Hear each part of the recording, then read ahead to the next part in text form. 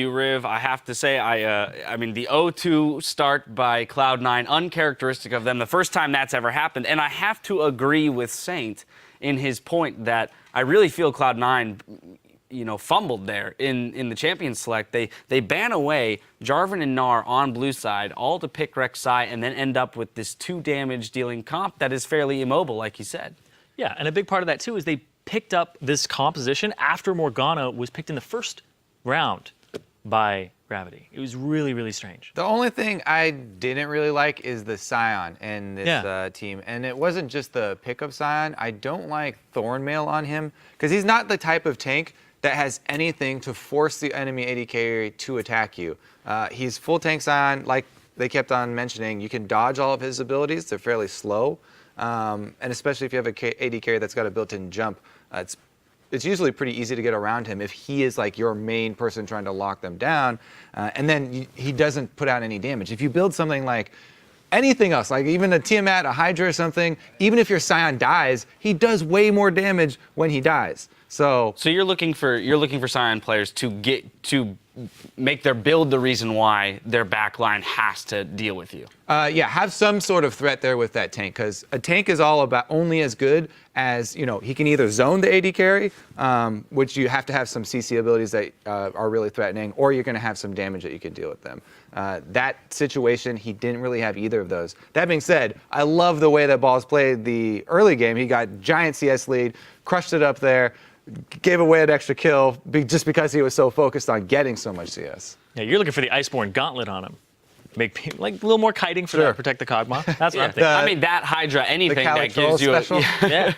Frozen Mallet, who cares? But that too is also worrisome. The fact that he was up, as Jat said, at 1.90 CS. I mean, early 90 to 45, double the CS that early in the game is just humongous. It is worrisome that Cloud9 is struggling to take these early game advantages that they find themselves with and convert them to victories. Yeah, they did it yesterday too when they had the better lane swap. They come out on top because they're better at freezing lanes and kind of making advantages there. But then when the junglers kind of get in the mix, it seems like the enemy jungler usually is just one step up over Meteos at these times, ganking the mid lane. And that's where we see these advantages coming from in these last 2 games. I did feel kind of bad for Hai because he was doing really well in the mid lane, early levels, and then they take that little excursion into the enemy jungle following Meteos that really turned it around, got them in trouble, and that was what, kind of all started the downpour there. Right, immediately following, there was another gank mid. Everyone piled in on top of Hai. This is not to take anything away from Gravity, because if we jump to their side, day and night, the difference between their play yesterday, as Saint mentioned in the interview, their play against Winter Fox, where he felt it was very challenger level, like we're just going to bash our heads against the wall until it works or lose. And then today, a much more methodical approach to being behind and turning the game around. The thing is, it was actually fairly similar. It's just that it worked this time when they went with the kills. They still went. He went super ham. He was flashing in. He would Q, then flash, then get the ultimate off, but they had the follow-up this time. 2 solo lane assassins. They have the damage.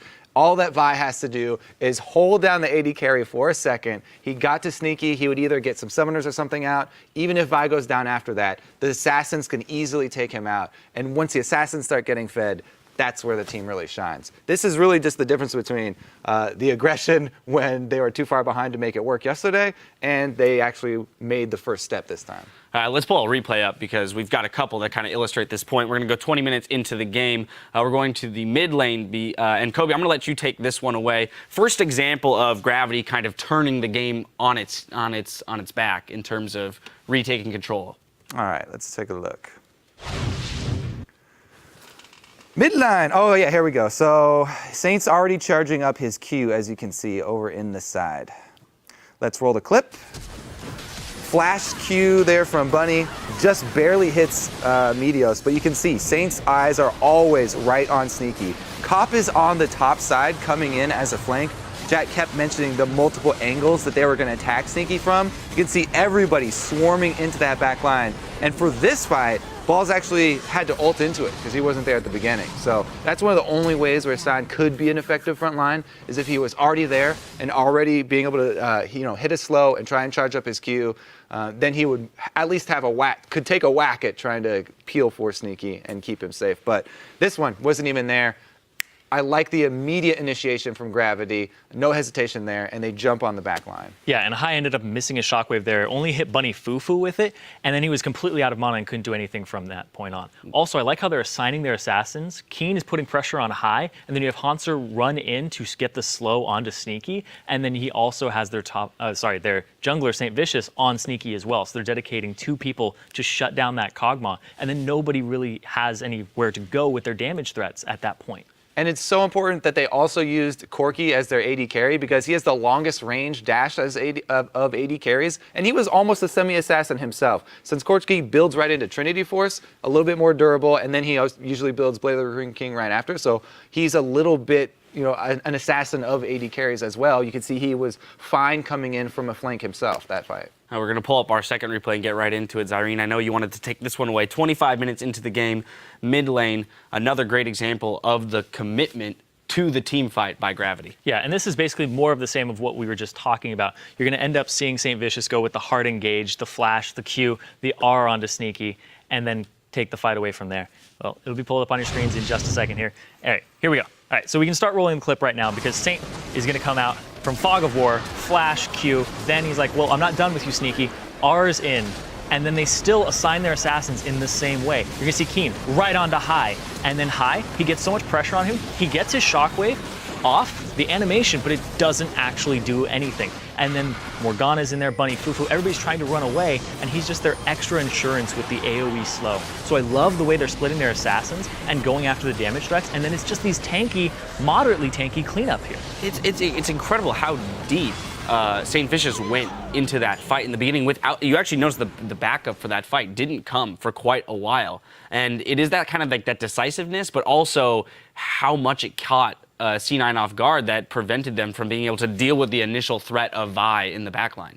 And even so, you notice how close that fight was. And this is later in the game when Gravity are more fed. That fight that Cloud9 were actually set up to defend this one, and they were so close to actually pulling that one out. If the shockwave does go off, and they're able to get that split second of CC on both mid lane assassins, then they would have a much better chance in this one. Sneaky would have been able to take one person down. It almost worked out. I think that the small tip that they needed might have been an exhaust spell from Hai in the mid lane rather than an ignite. The ignite that he took didn't really help them that much getting any sort of solo kills or anything like that. And when you're against this many assassins, the more exhaust the better, because actually in that fight, Lemon used his on Vi, which didn't block very much damage. May have saved it for Zed, but if they had 2, then Hai could have used it on Zed. I completely agree with that. And something else here too for Gravity is they had so many damage threats, but they were all of the hard engage. Cloud9 really had no way to start these fights because of the Scion and against the Morgana, so they were able to secure themselves every dragon because they went up to it and they're just like, all right, if you're going to come in and fight us, we'll peel off dragon, go immediately after you. We saw that when they were trying to contest Baron, that Gravity was in the pit and kept pulling off of it like, all right, Cloud9, you want to go? You want to go? You want to go? And every time Cloud9 was like, well, we have to back off because we're kind of split. And then they do a perfect split on their assassins. Like, I can't praise Gravity enough for the way that they played this composition because it is very hard to do. And one of the only teams that I've seen being able to like pull it off effectively was like CJ Entus, not Frost. One of the Blaze? Blaze. There you go. There you go. They have Flame in the top lane. Yes. And, all right. CJ Entus Blaze. And they no longer exist. So it's CJ Entus Blaze. They pulled it off when they had Akali, Zed, and Lee Sin, and they had triple assassin. I thought it was absolutely beautiful to watch. And then when I see it here from Gravity, I see little sparks of that. Well, I have to say, a little bit worrisome from Cloud9. 2, fairly solid starts in both of their games, but definitely falling off. And coming out with losses across the week. And then, of course, over on Gravity, I have to commend them for really stepping up their play here on the second day of week 1, coming out of the week 1-1. Now we'll see if we're in for any more surprises today. After the break, it's going to be Game 5 versus Team 8 versus TSM. You're watching the NA LCS, and we'll be right back. Game 5, Team 8. So many numbers. The action continues now.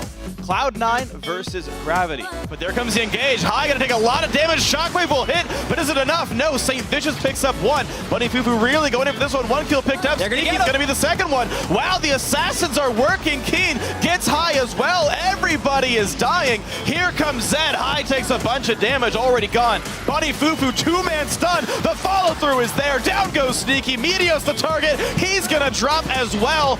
Nice. Nice. Kill him up. Cut. Rek'Sai's dead, Rek'Sai. Cut. I'm pushing mid. Nice. Hell In the game.